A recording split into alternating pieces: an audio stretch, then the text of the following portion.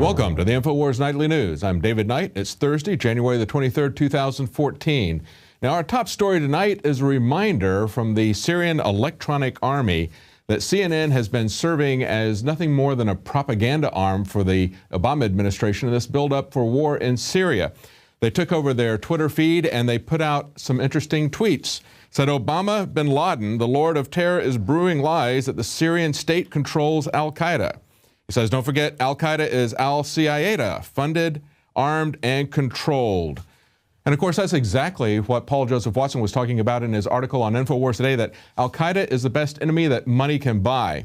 He points out that recent reports that Al-Qaeda militants have taken over parts of Iraq serve as a stark reminder that the U.S. has for decades played a crucial role, both directly and indirectly, aiding the spread of terrorists around the Middle East and North Africa as a Machiavellian tool of neo-colonialism, creating enemies as we need them.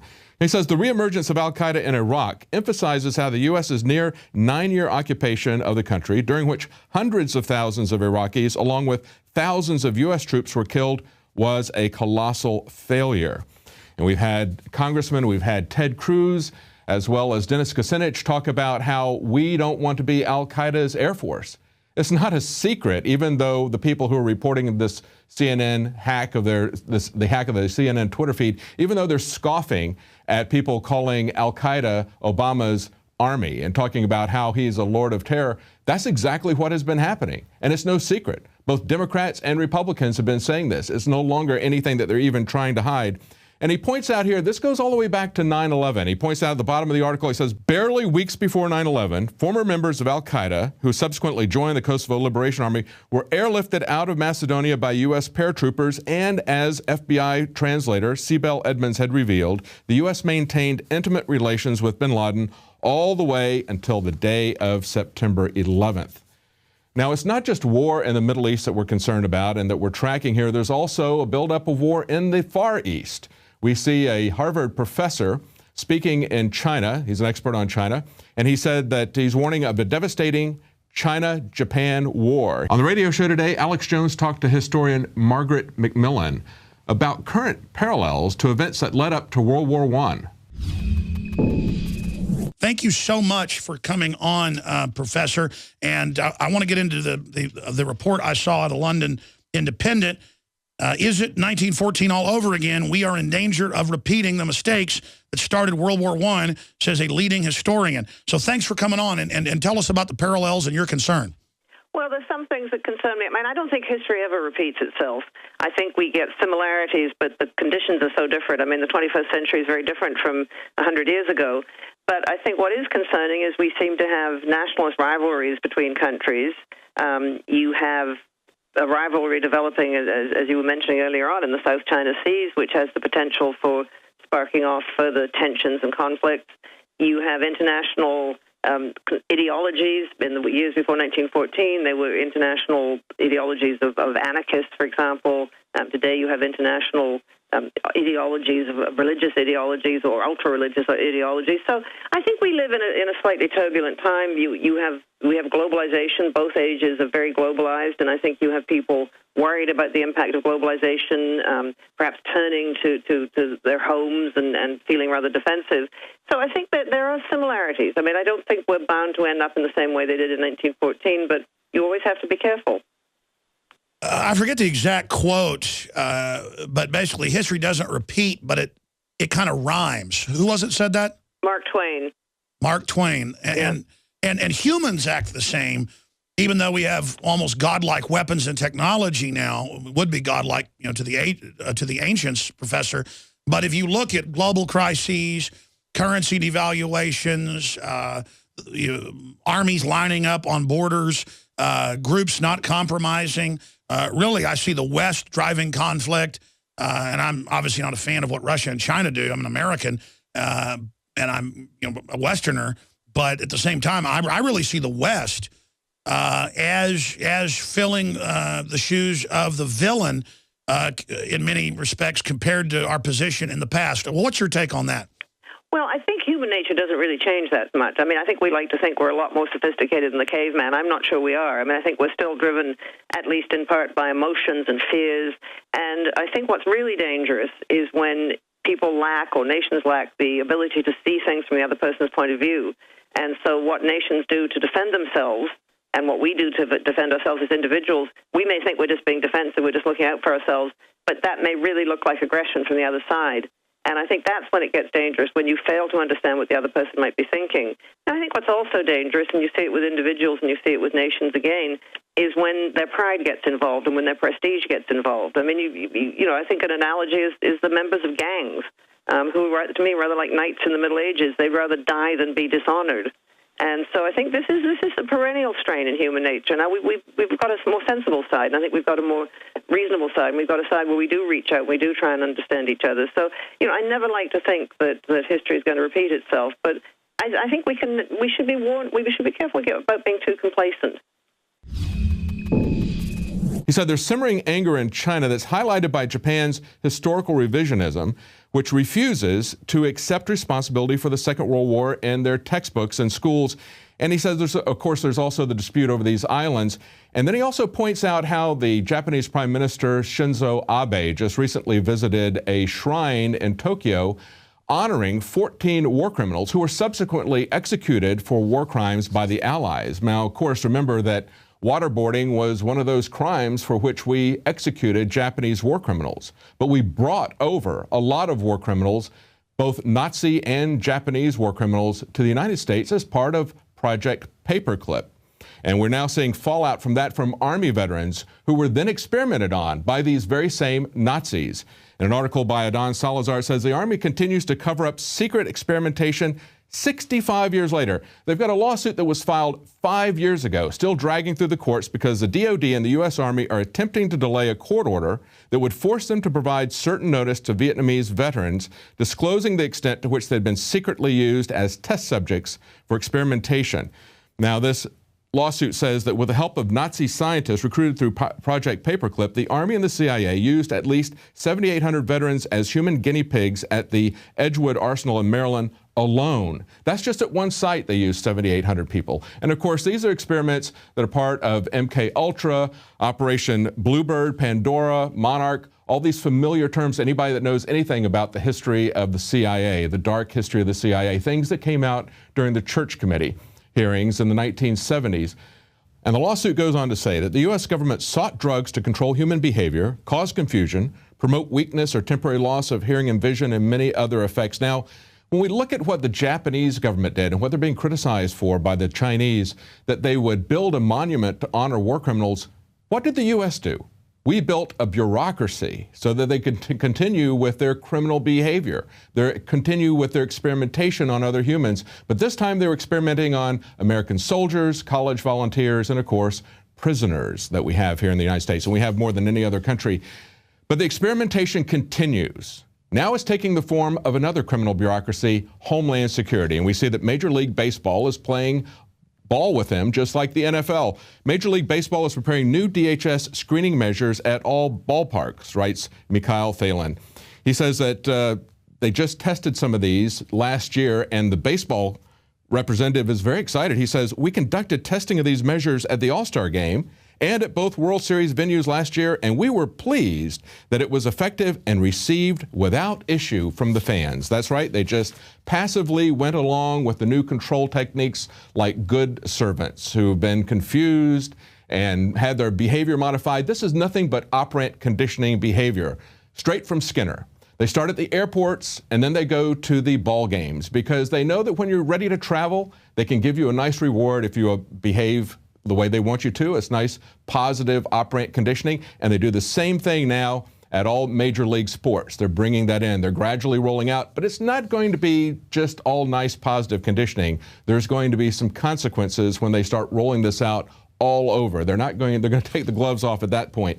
And we now have a major new voice that is slamming what the NSA is doing. Now, we've had senators, we've had NSA whistleblowers, and now we've got a new board which I'd never even heard of before. It's called the Privacy and Civil Liberties Oversight Board. Now, one of the reasons you haven't heard of this probably is because they were created back in 2004. They were originally just dismissed as a propaganda arm of the Bush administration. But then they went through a reform in 2007, and what happened at that time was they got a little bit more independent. They were appointed by Senate confirmation. Still, they never met until November, this last November, 2013. Now, this is what they had to say.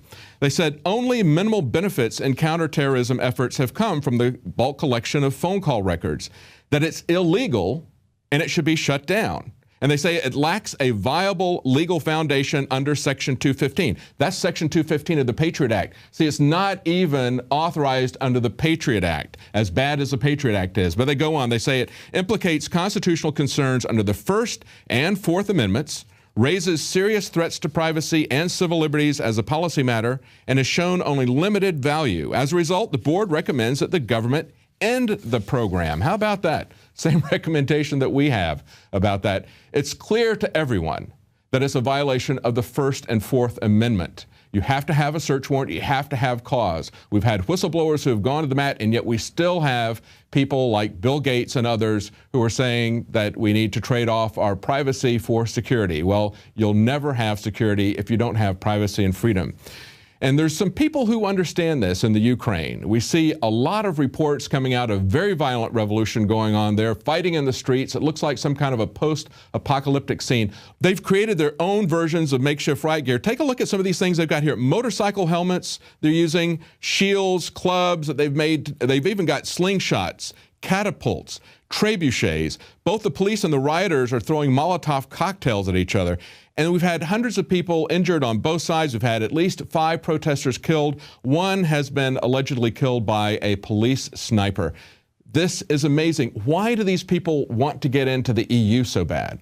Well, the answer is that they don't necessarily want to get into the EU as badly as they want to get away from Russia. 2 generations ago, they suffered from something called the Holodomor. Now, this was actually a Soviet genocide in the Ukraine. This was talked about by a man named Raphael Lemkin, who actually coined the term genocide. And he used Stalin's genocide against the Ukraine as a definition of what genocide was, a perfect example of it. And he said the Soviet genocide in the Ukraine followed a 4-pronged attack. Now, here's the 4 prongs that they did, and look and see if this sounds familiar to what's going on in America today. Number 1, they took out the intellectual leadership. Number 2, they co-opted the churches. They said, you either become loyal to the Russian government or we're going to shut you down. The third thing they did was they destroyed the food supply, and that was the main way that they killed most of the people, was with a horrific famine in the Ukraine. And the last thing he did was he fragmented the Ukrainian people by adding to the Ukraine other people from outside the area. This is exactly what we see happening here. And if we don't want to see these kind of post-apocalyptic pictures happening here, we need to do everything we can to keep these kinds of scenes from happening in the U.S. Now, if it happens here, it's going to be something called democide, where the government kills the people. It's not going to be directed at any particular ethnic group or nationality. It'll be against everyone. So we all need to join to make sure this doesn't happen. Now, right after the break, Leanne McAdoo has a special report about Disney's RFID and how they're going to use that to train your children to live in a police state. And Glenn Trolls, one of our new crew members here, who, if you might remember, went to California with Jakari Jackson and others. He lived in California for several years. He's going to tell us what his exposure there showed in his blood. Stay tuned. We'll be right back.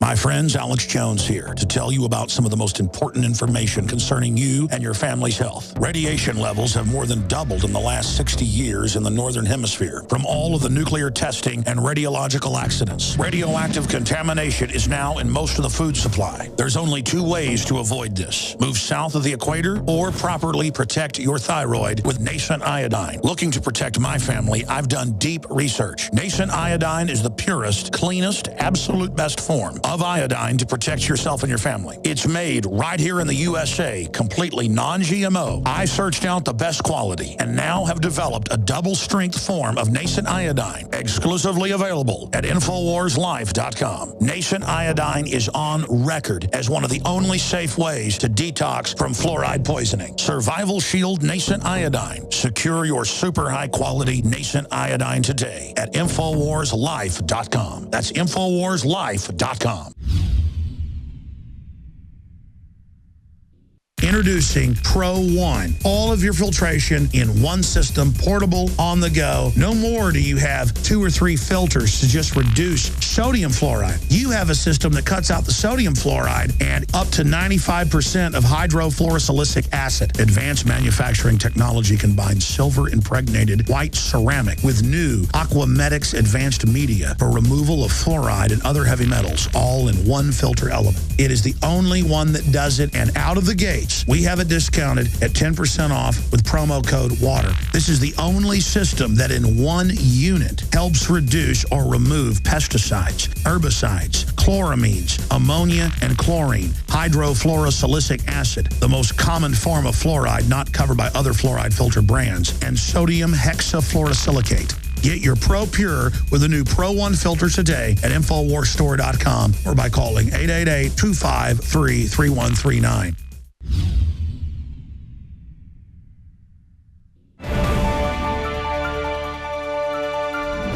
Well, the latest propaganda effort to introduce your children to the new totalitarian society comes by way of Disney. They've unveiled a new cartoon series where camera-equipped ladybugs spy on kids and then report back to a central authority. So never fear whenever she's near. Shutterbug time, shutterbug time. This is predictive programming to get your children to accept the coming drone surveillance police state. We warned you about this way back in 2007. DARPA researchers were figuring out how to inject computer chips into moth pupa and then hatching them into healthy cyborg moths. The hybrid insect microelectromechanical systems project aims to create literal shutterbugs, camera-toting insects whose nerves have grown into their internal silicone chip so that wranglers can control their activities. Unfortunately, the coming drones won't be friendly little ladybugs. They'll be swarms of killer suicide drones intent on killing anyone who doesn't surrender power to the state. Unobtrusive, pervasive, lethal, micro-air vehicles, enhancing the capabilities of the future warfighter. The U.S. Air Force is developing tiny unmanned drones that will fly in swarms, crawl like spiders, and even sneak up on unsuspecting targets and execute them with lethal precision. Disney's Shutterbug isn't the only cartoon that's out there acclimating your children to this dystopic future. The TSA's rolled out their own indoctrination cartoon, Stop, Screen, Go. The agency that was set up to purposely obstruct, harass, and train the American public will now condition your children to be compliant with their invasive pat-downs and wholly ineffective nude body scanners. And Disney's also showing that being perpetually tracked via biometrics is just part of another day at the happiest place on Earth. The CIA-connected company has moved beyond just fingerprint scanners at the front gate. Now they have the Magic Band RFID bracelet. It tracks you through your entire trip, working as a door key, a ticket, and a credit card. But most frightening, it creates an online profile for each family member that can be accessed by the costumed characters. So if you were concerned before about your kids talking to strangers, just wait till you find out that Mickey is actually a middle-aged man with no background check who now has access to their name and birth date.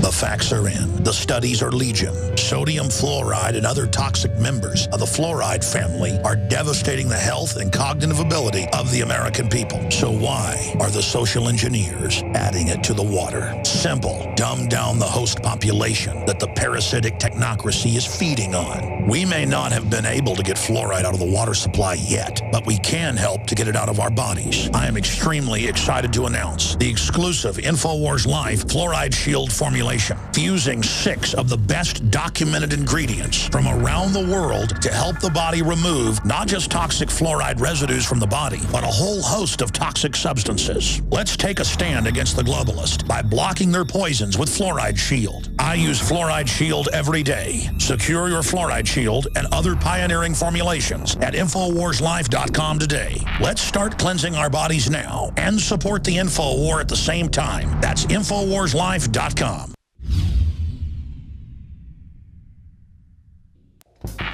We're on the march. The empire's on the run. And the Infowars army is standing strong. Wake up your family, friends, and neighbors and break the matrix at InfoWarsStore.com. Learn the truth and spread the message of liberty with the world's most comprehensive collection of books and documentary films. Maintain a healthy metabolism and energize your body to perform at peak health with Survival Shield Nascent Iodine. Protect your family and be prepared with survival foods and emergency preparedness kits. And now you can drink safe water with your own ProPure water filtration system, which removes fluoride and other harmful chemicals from your family's water supply. Save 10% with the promo code WATER. So join the revolution. InfoWarsStore.com.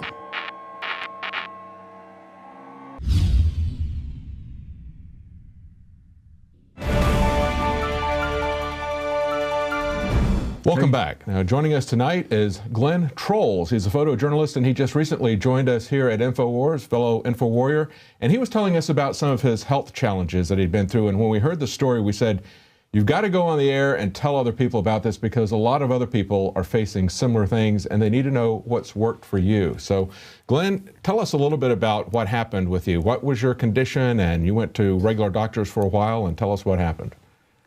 Yes, David, I was diagnosed at the University of Michigan with ankylosing spondylitis, which is a pretty severe condition. I mean, my prognosis was quite bleak, as the doctor said. He told me that I could expect that at best I would have at least several of my vertebrae fused permanently in my back. And I remember when he did give me that diagnosis, I wasn't at all surprised because I can remember quite clearly it felt like someone had been injecting acid right into my spinal column. It was very, very... So what did he do for you? What did he prescribe? Well, I mean, he had told me that, you know, the only way I could go were these medications, which were like Indocin, and I think some of the side effects of Indocin immediately were stomach upset, ulcers. I got these right away. It didn't take long. And I had him switch me to methotrexate, which is a cancer drug. And that drug was so strong that they had to reduce the dose and raise the dose. I was on all kinds of kidney and liver function tests, but I know some of these were really harsh drugs, and I was getting a lot of problems from them. And they weren't really helping you with the underlying causes, right? It's just essentially masking the No, they were symptoms. they were definitely masking the symptoms, but at the meantime, they were causing other things to occur. Exactly, for instance. and that's what we see happen all the time. Well, what happened to get you off of that, and what did you do to get off of that?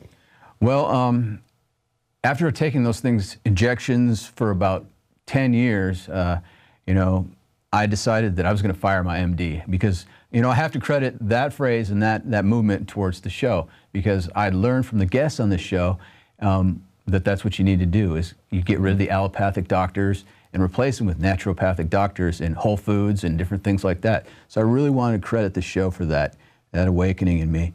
Because they're trying to get to the root cause. They're not just trying to mask the symptoms again, as we were talking Absolutely, about before, because the masking of the symptoms all the while, you're getting sicker and sicker. Your liver is getting more damaged. These are cytotoxic chemicals going into your body constantly. And I did that, and I was getting sicker and sicker, heavier and heavier. And it was just, when I did quit, I went cold turkey off all drugs, all docs, all MDs, and my family thought I was crazy. They're, well, what are you doing? You know, you're like, you're getting sicker. You know, they saw my decline, and I was declining at first. So you've been under standard medical care. They've given you some meds that are going to mask the symptoms, but then they create all these other new health problems. Weight gain being just one of many more serious health problems. What did you do to change this and turn it around? What was it? Well, I replaced my allopathic physician with a naturopath. I asked them what these medicines are going to do. What are the side effects they're not telling me? They said the side effects of these medicines are death. And I took that pretty much to heart right away. And I got on a modified Max Gerson diet plan, which is elimination of meats and carbs and sugars and pretty much all manner of things that are unhealthy and unnatural and processed. And spent a lot of time at the farmers markets getting organic vegetables and juicing and making soups. And as I told you, that's where I had my big weight loss. But after that, I was still sick and still tired in a way that I wasn't prepared to feel, and I wasn't happy with that. So then what did you do after that? You're still feeling tired? Well, after that, I did some more blood work, and it told me that I was B12 deficient. I was anemic from trying to be a vegetarian, which I knew wasn't going to work with my body. So I went back to meats and some carbs like sweet potatoes, and I found that that gave me some energy, but I still didn't have the energy I needed to work in production the way I wanted to. I'd have to take longer naps and breaks in between projects, and it wasn't the life I wanted. I was still living on Red Bull and Monster and all that until I started really addressing the thyroid. And the thyroid, I started taking porcine thyroid pills, liver pills, and I started realizing that that was helping a lot. And then fast forward to today, or to December of last year, and I got this this test that Alex had talked about on air, and because my new naturopath told me that it looks like your symptoms are more related to heavy metal toxicity than anything else at this point. You've been down that road, you've done the footwork, you know, you've taken care of all you can, and you know, I found these folks, and they're Christian folks, and I really believed what they said, so I went and did this quite costly lab test, which, you know, it was kind of a burden at the time, but I'm glad I did it because I was high in the big 6 toxic metals. And what were they? What were they? Well, aluminum, antimony, cadmium, and cesium, amazingly enough, and lead was very extremely high. And your cesium, you lived for the last couple of years in California, right? So yeah, that's true. That's another connection there. Yeah, I lived on the coast of California, and since the Fukushima explosion out there, I've been exposed to whatever's coming through there. You know, in the second page of the report, it says environmental contamination by CS-137 as a result of radioactive fallout could be a concern.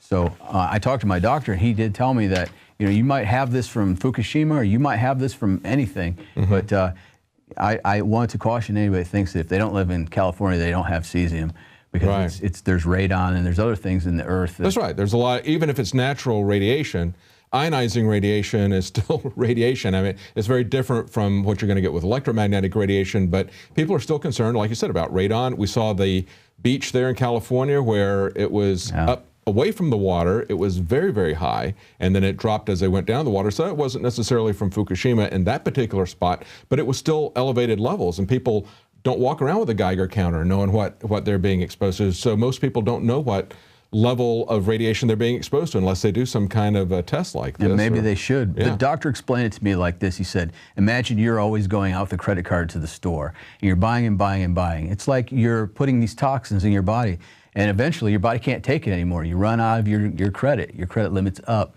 But now imagine you're starting to get these things out, like using Fluoride Shield or any of the products at InfoWarsLife.com. I mean, it's like you're now paying with cash, and your body's not going to work on credit. You know, you really have to get the toxins out for the vitamins to work, because your body runs on enzymes, and if there's toxins there, the vitamins can't get to function properly and make the enzymatic reactions. So you need to have a compound approach to this. It needs to be the Fluoride Shield, the Survival Shield, and also the vitamins. And it's kind of just the opposite of what we're usually talking about with iodine, where you want to try to fill your thyroid up with healthy iodine to prevent the radioactive cesium or strontium-90 or whatever to be absorbed by the thyroid. But the opposite is true as well. If you've got a lot of harmful chemicals that have filled up your organs, then you're not going to be able to get the good nutrition in. So that's why you need to find some way to purge it out. A multi-pronged approach, yeah. Okay, great. Well, thank you so much, Glenn. Hopefully that'll be of some help to people out there.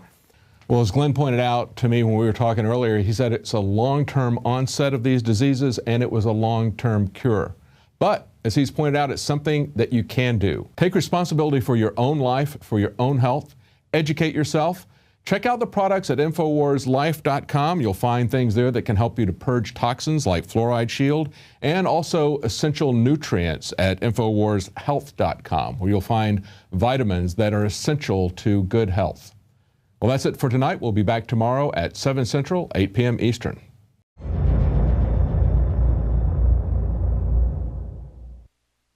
Now you can watch The Alex Jones Show live as it happens at Infowars.com/show. You'll find links to all of our content there and a free 15-day trial for Prison Planet TV. More than 60 movies and documentaries all in one place at Infowars.com/show.